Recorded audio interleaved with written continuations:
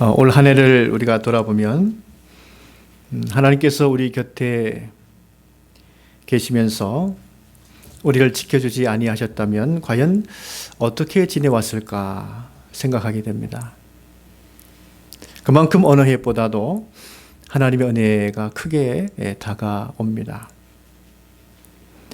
우리가 이렇게 고백할 수 있는 것은 꼭 우리가 원하는 대로 이루어졌기 때문은 아닙니다. 사실 우리가 이 시대를 살면서 코로나로 인해서 계속 우리가 고통 중에 있으면서 기도하고 있습니다. 그러나 코로나는 물러가지 않았습니다. 2년 가까이 우리는 기도해왔습니다. 그럼에도 불구하고 확진자는 더 많이 증가했습니다. 우리가 원하지 않은 것입니다. 그리고 사회는 계속 불안정하죠. 우리가 국가와 사회를 위해서는 얼마나 많이 기도하고 있습니까? 하지만 우리 국가와 사회는 계속 불안정하게 치닫고 있습니다. 우리가 원하지 않은 것입니다. 우리는 교회가 세상으로부터 비난받는 거 원하지 않습니다. 교회는 세상으로 칭찬받기를 우리는 원할 것입니다. 그러나 세상은 지금도 계속 교회를 향해서 비난과 비방을 하고 있습니다. 그럼에도 불구하고 우리가 지난 1년의 삶을 되돌아볼 때에 하나님의 은혜 가운데 지내왔음을 감사해야 합니다. 그 이유는 이 코로나의 고통이 계속되고 있고 사회는 더 불안정해져 가고 교회가 더 비난을 받는다 할지라도 하나님께서 항상 우리 곁에 계시면서 우리를 사랑하여 주셨기 때문입니다. 이 시대는 다른 사람들이 우리를 어떻게 생각하느냐가 중요한 것이 아닙니다. 내가 나를 어떻게 보느냐가 중요합니다. 왜냐하면 이 지금 시대는 로마서 1장에 나타나 있듯이 사람들이 마음에 하나님을 두기를 싫어하기 때문입니다. 그럼 우리가 사람들을 보십시오. 얼마나 사람들이 불의에 가득 차 있습니까? 탐욕적입니까? 비방자로 살아가고 있습니까? 무정하고 그렇게 살아가고 있습니까?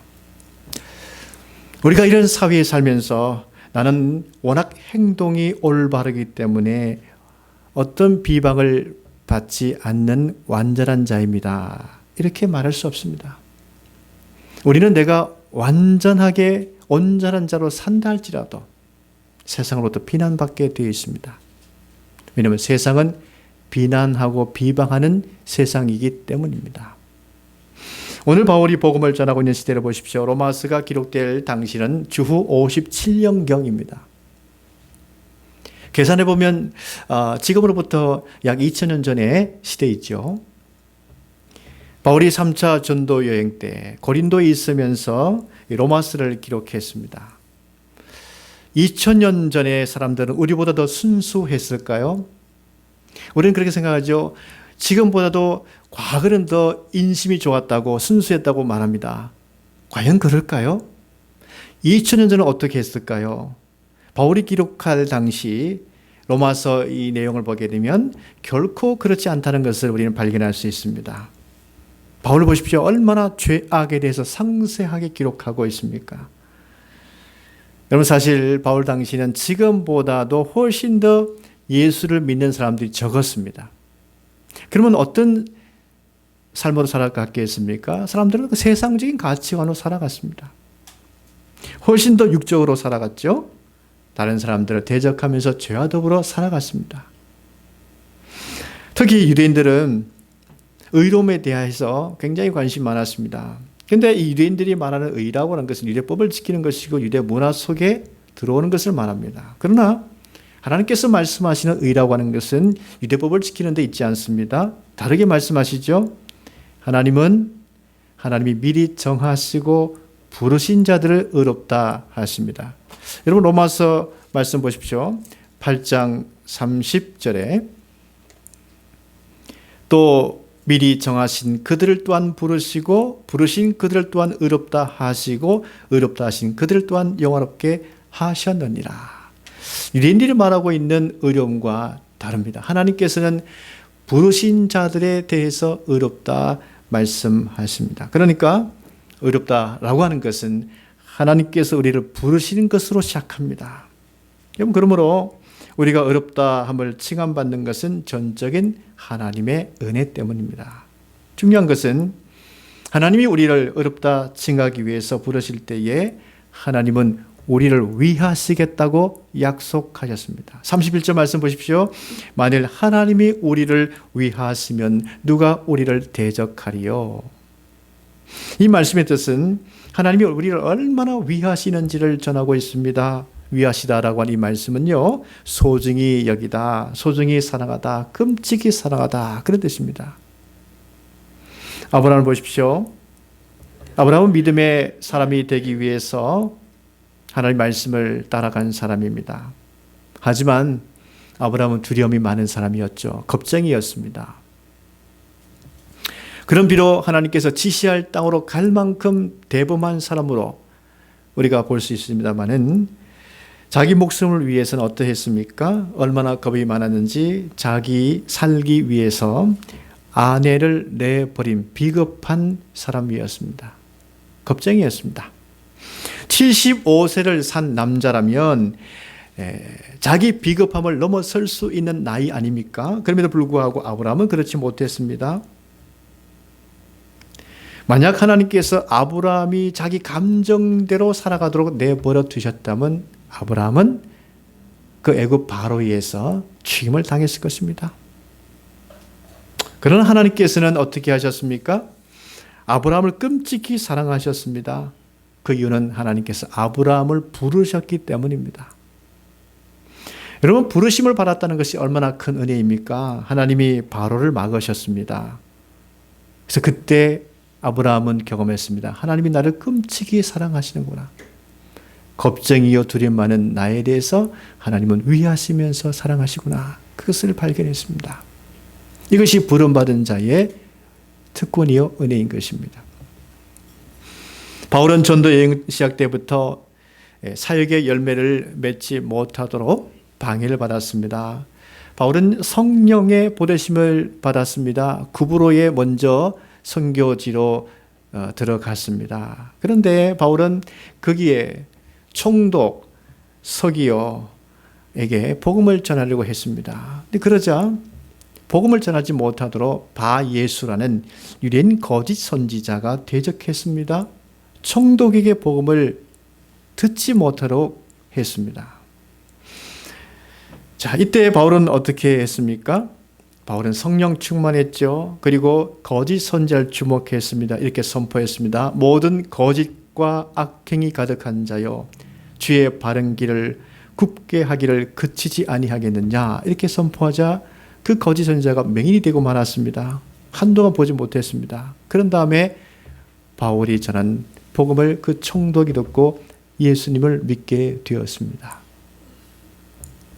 한 선교사님이 있었습니다. 선교 현장에서 일하다가 선교 사역을 그만두고 돌아왔습니다. 그 이유가 하나님이 자신의 기도에 대해서 응답하지 않는다는 그 이유 때문이었습니다. 그는 하나님을 찾기 위해서 성경을 매일같이 읽었습니다. 매일같이 기도했습니다. 그렇게 노력했지만 하나님께서 자신과 함께하고 있다는 사실을 발견하지 못했습니다. 그런 사람이 어떻게 선교할 수 있겠습니까? 결국은 선교를 포기하고 돌아왔습니다. 무엇이 문제일까요? 바울과 비교해 보십시다. 바울은 하나님의 말씀을 전하지 못하도록 방해하는 바예수, 영적 싸움이 있었습니다. 거짓 선지자의 영적 도전이 있었습니다. 바울은 그때 생각하기를 이제 막 선교지로 들어왔는데 성령의 보내심을 받아서 선교지에 첫 들어왔는데 왜 하나님은 나를 도와주시지 아니하는가? 성령의 보내심을 받고 왔는데 왜 성령께서 나를 도와주시지 아니하는가? 모든 장애물을 왜 제거해 주시지 아니하는가? 하나님이 과연 나와 함께 하시는가? 바울은 이렇게 생각했을까요? 바울은 그때 성령 충만했습니다. 여러분, 성령 충만하다는 것은 무엇을 말할까요? 바울은 어려운 상황 속에 있을지라도 하나님이 지금 나와 함께 하시는 사실을 믿었다는 것입니다. 방해가 있다고 하나님이 함께 계시지 아니하는 것이 아니라 방해가 있을수록 더 하나님을 믿었던 사도 바울이었습니다. 바울은 생각하기를 나는 하나님을 믿는 사람이고 저 바예수 거짓 선지자는 하나님을 믿지 아니하는 사람이다. 저는 거짓 선지자다. 그렇다면 누가 이기겠느냐? 진리의 하나님을 믿는 내가 저 거짓 선지자를 믿음으로 이기지 않겠느냐? 바울은 그 믿음을 갖고 있었습니다. 믿음의 차이죠. 하나님께서 나와 함께 하시고 나를 위하신다는 이 믿음을 가지고 있으면 그는 성령 충만한 사람으로 살아갈 수 있습니다. 중요한 진리는 무엇입니까? 하나님이 나를 부르셨다면 하나님께서 나를 위하신다는 겁니다. 여러분, 이 사실을 믿으면 대적자 앞에서도 진리의 복음을 전할 수 있습니다. 여기에 대적자들은 누구일까요? 우리를 향해서 의롭지 못하다라고 말하는 세상의 사람들이지요. 과거에 죄와 허물을 들추면서 우리를 죄에서 자유롭지 못하게 얽매이게 만드는 사람입니다. 여러분, 우리 주변에 보십시오. 계속 과거의 죄를 들추면서 우리를 자유롭지 못하게 얽매이는 사람들이 얼마나 많습니까? 여러분, 물론 우리가 지난 과거를 되돌아보십시오. 어떤 누구도 죄에서 자유로울 수 있는 사람 아무도 없습니다. 우리 모두는 죄인입니다. 그럼에도 불구하고 우리가 하나님 안에서 의롭다함을 받을 수 있는 그 이유가 무엇입니까? 하나님 우리를 부르셨고 아낌없이 우리를 사랑하시는 하나님의 사랑 때문입니다. 32절 말씀 보십시오. 자기 아들을 아끼지 아니하시고 모든 사람을 위하여 내주신 이가 어찌 그 아들과 함께 모든 것을 우리에게 주시지 아니하겠느냐 기록되어 있습니다. 우리가 어렵게 된 것은 하나님 때문입니다. 하나님께서는 하나뿐인 아들 독생자 예수 그리스도를 아끼지 아니하시고 우리를 위해서 내어주셨기 때문이죠. 하나님께서 이렇게 일하시는 그 이유가 무엇이겠습니까? 우리를 너무 소중히 여기시기 때문입니다. 이렇게 우리를 소중히 여기시는 하나님께서 우리를 위하여 아들을 내어주시는데 그 외에 우리를 위해서 모든 것을 행하지 아니하겠느냐 하는 겁니다. 오늘 성경 보시면 모든 것을 우리에게 주시지 아니하겠느냐. 여기 모든 것이라고 하는 것은 모든 구원의 행동을 말하는 것입니다. 하나님은요, 우리를 위해서라면 모든 구원의 행동을 아낌없이 다 행하시는 하나님이십니다. 예수 믿다가 죽으면 하나님의 구원의 행동을 하지 않는 것입니까? 성경을 보면 예수님 때문에, 복음 때문에 죽은 사람들이 많습니다. 그리고 우리의 한국의 교회사를 보더라도 예수님 복음 전하다가 죽은 사람들이 많습니다. 순교한 사람들이 많습니다. 그렇다면 하나님께서는 그 순간에는 구원 행동을 하지 않은 것입니까? 그렇지 않습니다. 내가 살아있다고 자랑할 이유는 없습니다. 과연 내가 하나님과 함께하고 있느냐? 하나님의 구원 역사에 내가 동참하고 있느냐? 하나님의 은혜 역사에 내가 동참하고 있느냐? 복음을 위해서 내가 한 번쯤이라도 더 복음에 동참하고 있느냐? 이게 중요합니다. 어떤 사람이 우리를 고발하지요? 당신은 그리스도인이라 하면서도 이런 면에서 부족합니다. 신앙이 약하고 믿음도 약하고 인격도 부족합니다. 그래서 아직 당신은 구원받을 만한 그리스도인이 되지 못합니다. 부족함 투성이기 때문입니다. 이렇게 고발하는 사람이 분명히 있습니다. 심지어 그렇게 이야기하죠. 나는 예수는 믿겠지만 나는 교회는 다니지 않겠다. 그리스도인들을 내가 신뢰하지 않기 때문이다. 이렇게 우리를 조롱합니다. 여러분, 교회는 완전한 사람들이 모이는 곳이 아닙니다. 사실 교회는 불완전한 사람들이 모여 있습니다. 아니, 내가 불완전하다는, 내가 죄인이라는 사실을 자각하고 깨닫는 회개 심령이 있는 사람, 하나님을 갈급하는 사람들이 있는 곳이 교회입니다. 그럼 우리는 다 부족할 수밖에 없습니다. 그러나 세상은 자기들이 완전하다 생각하고 그런 사람들이 있을지 몰라도 사실 그들은 자신의 죄를 모르기 때문에 그렇게 거만하게 살아가는 것일 뿐입니다. 얼마든지 사람들이 우리를 보면서, 우리의 부족함을 보면서 고발할 수 있습니다. 그런데 여러분, 우리를 택하시고 부르신 분은 누구입니까? 사람입니까? 하나님이 우리를 부르셨다고 로마서는 말씀하고 있습니다. 33절 말씀 보십시오. 누가 능히 하나님께서 택하신 자들을 고발하리려 의롭다 하신 이는 하나님이시니. 우리가 때론 살아가면서 세상으로부터 내가 당신같이 살아간다면 내가 예수 믿기 쉽지 않습니다. 이런 사람들을 많이 만납니다. 내가 당신을 보니 예수 믿을 이유가 없습니다. 이렇게 얘기도 하지요. 우리는 삶으로 신앙을 보여야 됩니다. 삶으로 우리가 믿음을 보여야 됩니다. 이렇게 말하지만 사실 우리가 삶으로 어떻게 사람을 감화감동시킬 수 있습니까? 우리가 어떤 한 사람을 붙잡고 우리의 삶으로 그를 변화시키려고 노력하지만 되던가요?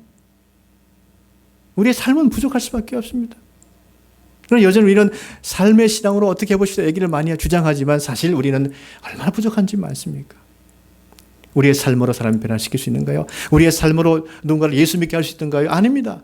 우리가 아무리 수고하고 노력해도 그 사람들 감화감동시킬 수 없습니다. 단지 그들은 얘기할 겁니다. 아유, 애쓴다. 이렇게만 얘기할 뿐이죠.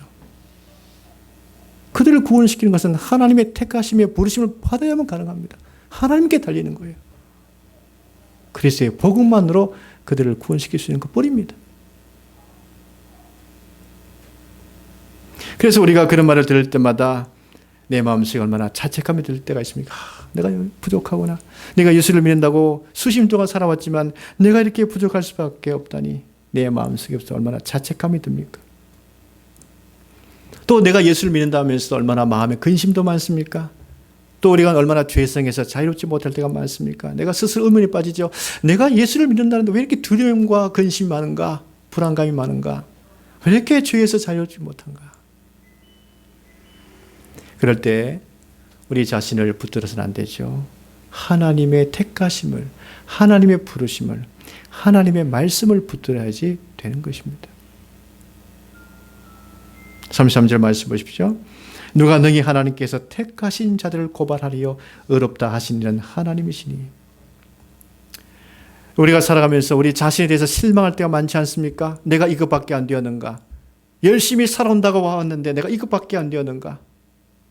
자신에게 실망하고 자책하고 연약해서 쓰러질 때가 얼마나 많습니까?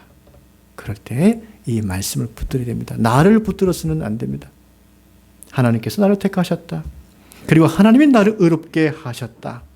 이 말씀을 붙들 때 내가 쓰러지더라도 하나님께 쓰러질 수 있는 것이고 그때 하나님의 크신 은혜를 우리는 붙잡을 수 있는 거예요. 또한 우리가 겪는 마음의 고통 중 하나는 무엇이면 끊임없이 너는 죄인이라고 하는 정죄를 우리가 받는다는 거예요. 내 스스로도 마찬가지죠. 어떤 한 선교사님이 선교지에서 선교하는데 자기 죄성이 많이 생각이 났나 봅니다. 그러니까 어떡하나 싶어가지고 한국에 잘 아는 목사님에게 목사님 제 안에 이렇게 많은 죄가 있는지 몰랐습니다. 한국에 있을 때 몰랐는데 선교지에 와서 선교하는데 얼마나 이런저런 죄가 많은지요. 어떻게 하면 좋습니까? 이게 하나님 주신 마음입니까? 목사님이 얘기했습니다. 그 마음은 하나님이 주신 마음이 아닙니다.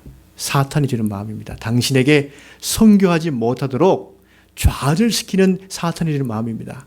절대로 그 마음을 따라하지 마십시오. 하나님은 당신을 부르셨고 이미 의롭다 하셨습니다. 하나님 안에 있으면 그리스도 안에 있으면 당신 이미 의롭게 되었습니다. 그러므로 담대하십시오. 담대하게 복음을 선포하십시오.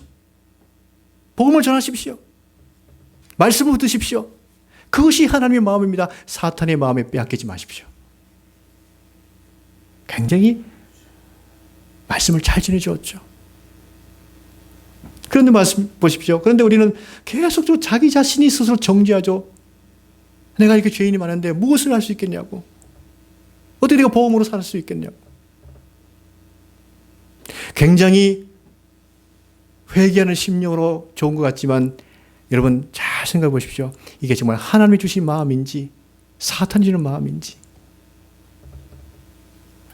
여러분 계속적으로 우리를 정죄할 때는요. 그건 사탄이 주는 마음입니다. 하나님은 우리를 정죄하지 않습니다. 로마서에 말씀되어 있지 않습니까?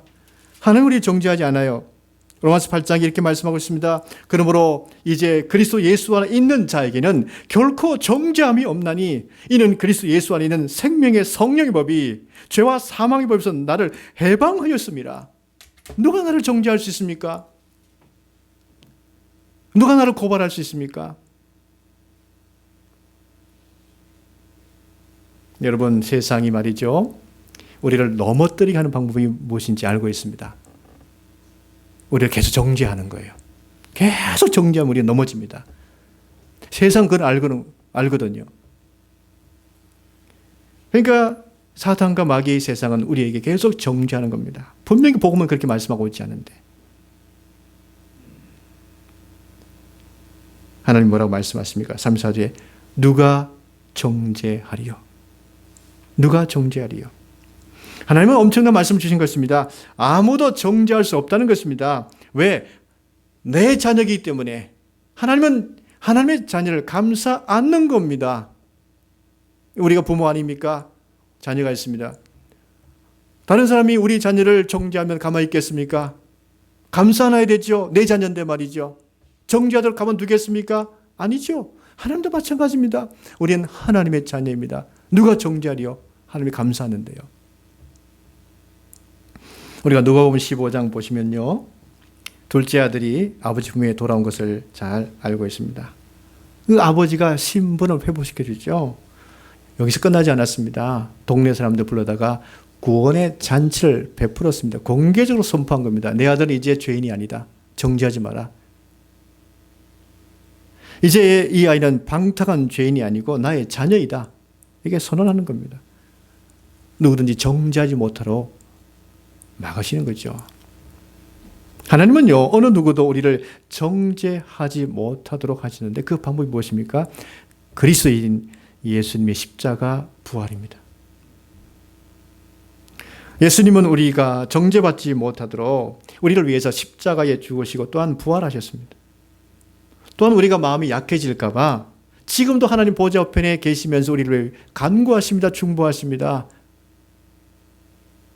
그래서 하나님이 아끼지 아니하시며 우리에게 아들을 주시고 또한 모든 것을 주셨고 또 하나님 우리를 택하셨고 더 이상 정죄받지 못하도록 예수님의 십자가 부활의 은혜를 허락해 주셨고 지금도 하나님 우편에 계시면서 우리를 위해서 간구하시는 하나님의 은혜. 여러분, 이러한 완전한 사랑이 어디 있겠습니까? 이 세상에는 없습니다. 하나님께만 있는 거예요. 오직 하나님만이 하실 수 있는 완전한 은혜, 완전한 사랑을 베풀고 계시는 것이죠. 그러므로 누가 우리를 그리스도의 사랑에서 끊을 수 있겠습니까? 세상 우리에게 환난을 주죠. 세상 우리에게 곤고함을 줍니다. 박해를 합니다. 배고픔을 줍니다. 위협을 줍니다. 여러분, 이런 상황 속에서 우리는 정말 도살당할 양같이 끌려가게 됩니다. 이럴 때 누구든지 두려움이 생기죠. 그런데 이 두려움에 있는 우리에게 반전의 은혜를 주시는 하나님의 은혜가 있습니다. 37절 말씀 보십시오. 그러나 이 모든 일에 우리를 사랑하신 이로 말미암아 우리가 넉넉히 이기느니라. 여러분, 세상이 우리에게 주는 환난은 무겁습니다. 또한 세상이 우리에게 주는 공고함은 가볍지 않습니다. 박해, 배고픔, 위험, 참 힘듭니다. 어렵습니다. 그러나 이 모든 것을 상쇄시킬 수 있는 더 큰 능력이 있습니다. 그것이 바로 우리를 사랑하시는 그리스도의 사랑이라고 말씀하고 있습니다.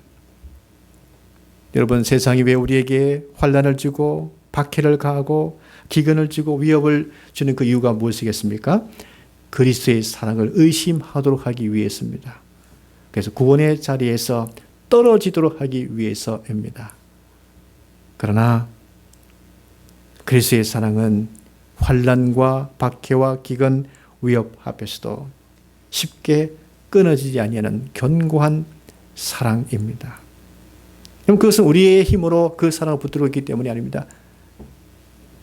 그리스도께서 강한 사랑의 팔로 우리를 붙들고 있기 때문입니다. 특별히 환난과 박해, 위험이 있을 때 주님의 사랑이 선명하게 드러납니다. 고요하고 평안할 때는 주님의 사랑을 잘 발견하지 못해요. 우리가 고요하고 평안할 때는 주님의 은혜와 사랑을 의지하는 것 같지만 사실은 나를 믿고 의지할 때가 참 많습니다. 그러나 우리가 환난 가운데 있을 때, 곤고할 때에 주님의 사랑이 선명하게 다가옵니다. 요한복음 16장 말씀 보시면 예수님께서 제자들에게 이런 말씀을 하셨습니다.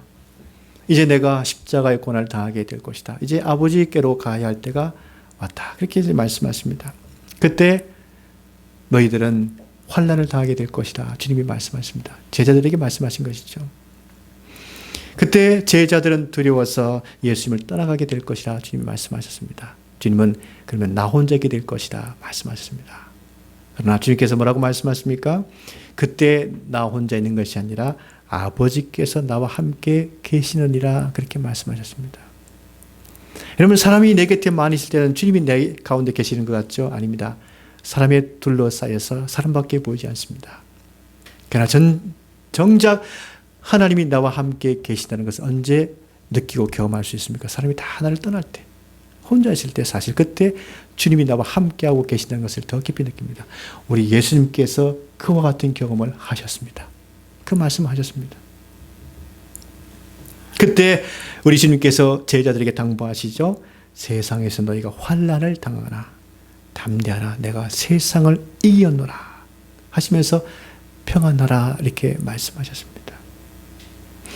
우리가 이 땅에 살아가면서 세상으로부터 어떤 환난과 박해와 위험 이런 것을 당할 때에 주님께서 나를 멀리하는 순간이 아니라 사실 주님이 나와 가까이 계시고도 함께 하신다는 것입니다. 그리고 우리에게 그 세상을 이길 수 있는 평안을 주십니다. 그래서 우리는 담대하게 세상을 감당하는 것입니다. 우리가 이 마지막 주일을 보내면서 확신해야 하는 것은 무엇입니까? 세상의 어떤 피조물이라도 우리 주 예수 그리스도 안에는 하나님의 사랑에서 끊을 수 없다는 것입니다. 결코 하나님의 사랑을 의심하지 마십시오. 한 해 동안 우리가 되돌아보면서 우리가 부족하고 잘못한 것도 많이 있을 것입니다. 죄스러운 것도 많이 있을 것입니다. 그러나 결코 그렇다고 하나님의 사랑을 의심하지 마십시오. 내가 잘못했다고 하나님의 사랑이 사라지는 것은 아닙니다. 하나님의 사랑은 우리의 부족함보다 훨씬 크고 우리의 죄보다 훨씬 크고 우리의 이 모든 부족함을 채울 수 있는 크신 하나님인 사랑인 것입니다. 어려운 상황일 때일수록 나를 향한 하나님의 사랑을 믿으며 승리할 수 있기를 주의 이름으로 간절히 축원합니다. 기도하겠습니다.